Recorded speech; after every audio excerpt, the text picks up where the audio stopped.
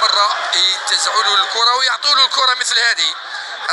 راح يوسف دخل منطقة العمليات يلعب بيده. هاي كرة الهدف الثالث ربما. الحكم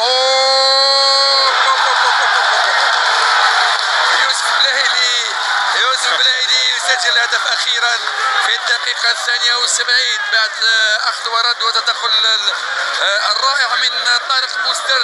في النهاية بلايلي يسجل الهدف الثالث لصالح البلودية. 3 أهداف مقابل 0 لصالح بلودية الجزائر أمام نجم بن عكنون. حاول لغاية التسجيل يوسف بلايلي.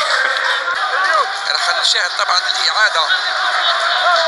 هاي الإعادة تروح الكرة لطاهر يصوب تدخل الحارس.